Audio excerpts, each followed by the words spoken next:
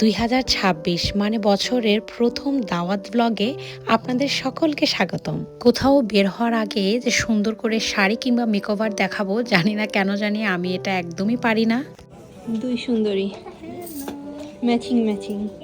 আমরা ম্যাচিং কিভাবে হয়েছে আমরা কিন্তু জানি না। আমরা কিন্তু প্ল্যান করে পরি নাই, রাইট? একদমই প্ল্যান ছিল না। আমরা একদমই প্ল্যান করে পরি নাই। শাড়ি পরবো এটা জানতাম, কিন্তু ম্যাচিং হয়ে যাবে এটা ভাবি নাই। সত্যি আসলে বছরের প্রথম দাওয়াত বলে আমরা সবাই প্ল্যান করে শাড়ি পরেছিলাম, কিন্তু এভাবে কালারগুলোও যে ম্যাচিং হয়ে যাবে এটা ভাবিনি। আমাদের প্রায় সবার কালারই কেন জানি একটু একটু ম্যাচ হয়ে যাচ্ছিল, শুধুমাত্র আমাদের এই লাল পরিটা ছাড়া। যাই হোক, এসে তো দেখি ভাবি এলাহি কাণ্ড করে রেখেছেন, এত এত রান্না করেছেন উনি, মাশাআল্লাহ। বিদেশের বাড়িতে কিন্তু যা কিছু করা হয় সবকিছু নিজের হাতেই করতে হয়, একটা পেঁয়াজও নিজের হাতে কাটতে হয়। সো বুঝতেই পারছেন এত কিছু রান্না করা কিন্তু মুখের কথা নয়। টেবিলে সবকিছু সাজিয়ে গুজিয়ে রাখার পরে ভাইও দেখছিলাম ভাবির খুব প্রশংসা করছিলেন। এটা দেখে কিন্তু আমাদের সবারই অনেক ভালো লাগছিল। আসলে যে যখন যে কাজটি করে সে কাজের অ্যাপ্রিসিয়েশনটা যদি পায় তাহলে আমার মনে হয় কাজের গতি আরো দ্বিগুণ বেড়ে যায়।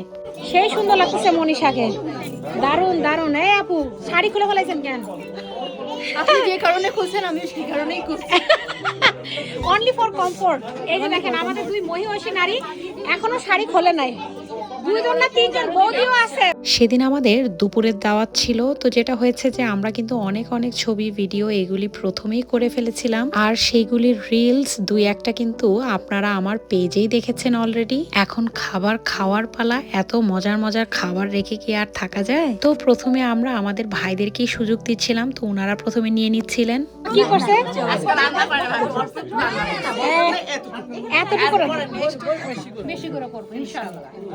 আসলে এটা খুবই মজার একটা ব্যাপার যে যে যত রান্নাই করুক না কেন পরে গিয়ে কিন্তু বলে আমি কিছুই করিনি। আসলে আমি মনে করি এটাও আমাদের ভালোবাসারই একটি বহিঃপ্রকাশ। যতই আমরা করি না কেন তারপরও আরো অনেক কিছুই করতে মন চায়, কিন্তু এখানে সময় এবং একা একা সব কাজ করতে হয়, যার কারণে দেখা যায় যে আমরা সবকিছু একসাথে অনেক সময় করতে পারি না। কিন্তু তারপরও আমি বলবো যে এখানে আমরা যারা একসাথে থাকি আমি দেখেছি সবাই অনেক অনেক রান্না করেন, অনেক চেষ্টা করেন সবাইকে সম্মানের সহিত তার বাসায় নিয়ে যাওয়ার এবং খাওয়ানোর। খাবারটা কিন্তু এখানে মেইন ব্যাপার না, তবে যে সম্মানটা আমরা পরস্পরকে করি সেটাই কিন্তু আসল। যাই হোক, দিনটা অনেক ভালো কেটেছে আলহামদুলিল্লাহ। আমরা তো বাহিরে এসে এইভাবে বরফের সাথে অনেক অনেক খেলা করছিলাম, হাঁটছিলাম, অনেক অনেক ছবি তুলেছি। আমি তো বলবো মিলেমিশে থাকতে জানলে পররাও আপন হয়ে যায়, ইভেন আপনার থেকেও আপন হয়ে যায়। আমার আজকের এই ভিডিওটি কেমন লাগলো সবাই জানাবেন। ভালো থাকবেন, আল্লাহ হাফেজ।